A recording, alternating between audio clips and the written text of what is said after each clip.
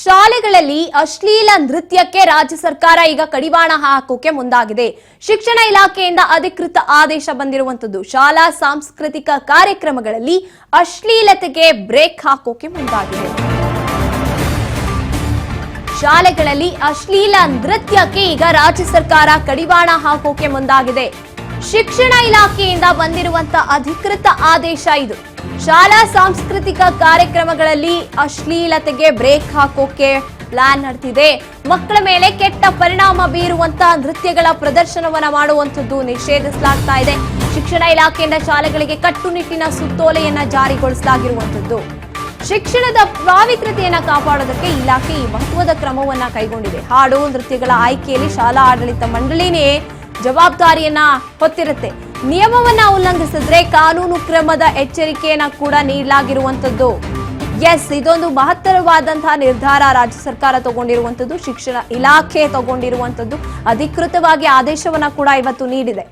ಶಾಲಾ ಸಾಂಸ್ಕೃತಿಕ ಕಾರ್ಯಕ್ರಮಗಳು ಅಂತ ಬಂದಾಗ ಕೆಲವೊಂದಷ್ಟು ಹಾಡುಗಳ ಆಯ್ಕೆ ಆಗಿರ್ಬೋದು, ನೃತ್ಯಗಳ ಆಯ್ಕೆ ಆಗಿರ್ಬೋದು, ಶಾಲಾ ಮಕ್ಕಳ ಮೇಲೆ ಅಥವಾ ಶಿಕ್ಷಣಕ್ಕೆ ಪ್ರಾಮುಖ್ಯತೆಯನ್ನ ಕೊಡುವಂತಹ ಒಂದು ಜಾಗದಲ್ಲಿ ಅಶ್ಲೀಲ ಅಂಶಗಳಿರುವಂತಹ ನೃತ್ಯಗಳನ್ನಾಗಿರ್ಬೋದು, ಹಾಡುಗಳನ್ನಾಗಿರ್ಬೋದು ಮಕ್ಕಳ ಮೇಲೆ ಪರಿಣಾಮ ಬೀರುತ್ತೆ. ಹಾಗಾಗಿ ಈ ಬದಲಾವಣೆಯನ್ನ ಶಿಕ್ಷಣ ಇಲಾಖೆ ತಗೊಂಡಿರುವಂತದ್ದು. ಶಿಕ್ಷಣದ ಪಾವಿತ್ರ್ಯತೆ ಕಾಪಾಡಬೇಕು ಅಂತ ಇಲಾಖೆ ಈ ಮಹತ್ತರವಾದಂತಹ ನಿರ್ಧಾರವನ್ನ ಮಾಡ್ಕೊಂಡಿದೆ. ಇದು ಒಂದ್ ರೀತಿಯಾಗಿ ಒಳ್ಳೆಯ ಬೆಳವಣಿಗೆಯೇ ಅಂತ ಹೇಳ್ಬೋದು. ಯಾಕಂದ್ರೆ ಇತ್ತೀಚೆಗೆ ಬರ್ತಾ ಇರುವಂತಹ ಹಾಡುಗಳನ್ನ ನೋಡ್ತಾ ಹೋದಾಗ ಮಕ್ಕಳ ಮೇಲೆ ಎಷ್ಟರ ಮಟ್ಟಿಗೆ ಪ್ರಭಾವವನ್ನ ಬೀರುತ್ತೆ ಅದನ್ನ ಗಮನದಲ್ಲಿ ಇಟ್ಕೊಂಡೇನೆ ರಾಜ್ಯ ಸರ್ಕಾರ ಆಗಿರ್ಬೋದು, ಶಿಕ್ಷಣ ಇಲಾಖೆ ಆಗಿರ್ಬೋದು ಈ ಒಂದು ನಿರ್ಧಾರವನ್ನ ಮಾಡ್ಕೊಂಡಿರುವಂತದ್ದು. ಸಾಂಸ್ಕೃತಿಕ ಕಾರ್ಯಕ್ರಮಗಳು ಅಂತ ಬಂದಾಗ ಹಾಡುಗಳ ಆಯ್ಕೆಯನ್ನ ಮಾಡುವುದು ಈಗ ಶಾಲಾ ಆಡಳಿತದ ಮೇಲೆ ನಿರ್ಧಾರ ಆಗುತ್ತೆ. ಏನಾದ್ರೂ ಅಶ್ಲೀಲತೆಗೆ ಪ್ರಚೋದನೆ ಮಾಡುವಂತ ಹಾಡುಗಳು ನೃತ್ಯಗಳನ್ನೇನಾದ್ರೂ ಆಯ್ಕೆ ಮಾಡಿದ್ದಲ್ಲಿ ಅಥವಾ ಪ್ರದರ್ಶನ ಮಾಡಿದಲ್ಲಿ ಸಂಪೂರ್ಣ ಜವಾಬ್ದಾರಿಯನ್ನ ಈಗ ಇಲಾಖೆ ಅಂದ್ರೆ ಆಡಳಿತ ಏನಿದೆ ಆ ಶಾಲೆಯ ಆಡಳಿತ ವರ್ಗದ ಮೇಲೆ ಈಗ ಹಾಕಿರುವಂತದ್ದು ಇಲಾಖೆ.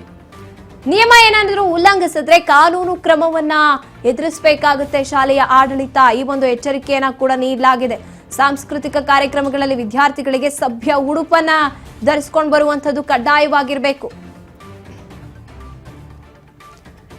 ಇದೇ ವಿಚಾರವಾಗಿ ಹೆಚ್ಚಿನ ಮಾಹಿತಿಯನ್ನ ನಮ್ಮ ಪ್ರತಿನಿಧಿ ವಿನುತಾ ನೀಡ್ತಾರೆ. ವಿನುತಾ, ಇದೊಂದು ಮಹತ್ತರವಾದಂತಹ ಬೆಳವಣಿಗೆ ಅಂತ ಹೇಳ್ಬೋದು. ಯಾಕಂದ್ರೆ ಇತ್ತೀಚಿನ ದಿನಗಳಲ್ಲಿ ಬರ್ತಾ ಇರುವಂತಹ ಹಾಡುಗಳಾಗಿರ್ಬೋದು, ಅಲ್ಲಿ ಸಾಹಿತ್ಯ ಆಗಿರ್ಬೋದು ಸಾಕಷ್ಟು ವಿಚಿತ್ರವಾಗಿರುತ್ತೆ. ಈಗ ಯುವ ಪೀಳಿಗೆಗೆ ಬೇಕಾಗಿರುವಂತ ಯಾವುದೇ ಸಾಹಿತ್ಯಗಳು ಬರೋಂತ ಚಾನ್ಸಸ್ ಕಡಿಮೆ. ಹಾಗಾಗಿ ಈ ಬೆಳವಣಿಗೆ ಒಳ್ಳೇದು ಅಂತ ಅನ್ಸುತ್ತೆ. ಇದ್ರ ಬಗ್ಗೆ ಹೆಚ್ಚಿನ ಹೇಳ್ತಾ ಹೋಗೋದಾದ್ರೆ ನಾವು ನೋಡ್ತಾ ಇರೋದು ಕೆಲವೊಂದಷ್ಟು ಆನ್ಯುವಲ್ ಡೇಗಳಲ್ಲಿ ಅಶ್ಲೀಲವಾಗಿ ಅರೆಬರೆ ಬಟ್ಟೆಗಳನ್ನ ಧರಿಸುವ ಜೊತೆಗೆ ಅಶ್ಲೀಲ ಹಾಡುಗಳನ್ನ ಅಂದ್ರೆ ಡಬಲ್ ಮೀನಿಂಗ್ ಇರುವಂತಹ ಹಾಡುಗಳಿಗೆ ನೃತ್ಯವನ್ನ ವಿದ್ಯಾರ್ಥಿಗಳು ಪ್ರಕರಣಗಳು ಸಾಕಷ್ಟು ಕೂಡ ಇತ್ತೀಚೆಗೆ ಬಯಲಿಗೆ ಬಂದಿತ್ತು. ಇದು ನಮ್ಮ ಇಡೀ ಕರ್ನಾಟಕದ ಶಾಲೆಗಳಿಗೆ ಒಂದು ರೀತಿ ಕಪ್ಪು ಚುಕ್ಕಿಯಾಗಿ ಮಾರ್ಪಡ್ತಾ ಇತ್ತು ಅಂತಾನೆ ಹೇಳ್ಬೋದು. ಯಾಕಂದ್ರೆ ನಮ್ಮ ಕರ್ನಾಟಕದ ಶಾಲೆಗಳು ಒಂದು ರೀತಿಯಲ್ಲಿ ಉತ್ತಮ ರಿಸಲ್ಟ್ ನ ಮೂಲಕ ಹೆಸರನ್ನು ಮಾಡ್ತಾ ಇದ್ರೆ, ಇಂತಹ ಒಂದು ಕೆಲವೊಂದಷ್ಟು ಚಟುವಟಿಕೆಗಳಿಂದ ಒಂದು ಹೆಸರಿಗೆ ಕಪ್ಪು ಮಚ್ಚಿ ಬೆಳೆಯುವಂತಹ ಕ್ರಮಕ್ಕೆ ಕೂಡ ಒಂದು ಮುಂದಾಗ್ತಾ ಇದ್ದಂಥದ್ದು ಆಡಳಿತ ಮಂಡಳಿಗಳು. ಆದ್ರೆ ಇತ್ತೀಚಿನ ದಿನಗಳಲ್ಲಿ ಒಂದು ರಾಜ್ಯ ಶಿಕ್ಷಣ ಇಲಾಖೆಯು ಎಲ್ಲ ಶಾಲೆಗಳ ವಿದ್ಯಾರ್ಥಿಗಳಿಗೆ ಸಂಬಂಧಪಟ್ಟಂತೆ ಅಶ್ಲೀಲ ಹಾಡುಗಳಿಗೆ ನೃತ್ಯ ಮಾಡುವುದನ್ನ ಕಂಪ್ಲೀಟ್ ಆಗಿ ನಿಷೇಧವನ್ನ ಮಾಡಿರುವಂತದ್ದು. ಅಂದ್ರೆ ಮಕ್ಕಳ ಮಾನಸಿಕ ಆರೋಗ್ಯ ಆಗಿರ್ಬೋದು, ನೈತಿಕ ಮೌಲ್ಯಗಳನ್ನ ಆಗಿರ್ಬೋದು, ಇವುಗಳನ್ನ ರಕ್ಷಿಸುವ ಜೊತೆಗೆ ಸುರಕ್ಷಿತ ಮೌಲ್ಯಾಧಾರಿತ ಸಾಂಸ್ಕೃತಿಕ ಚಟುವಟಿಕೆಗಳನ್ನ ಮಾತ್ರ ಮಾಡಬೇಕು ಅನ್ನುವಂತಹ ಉದ್ದೇಶದಿಂದ ಈ ಒಂದು ಆದೇಶಕ್ಕೆ ರಾಜ್ಯ ಸರ್ಕಾರ ಮುಂದಾಗಿರುವಂತದ್ದು.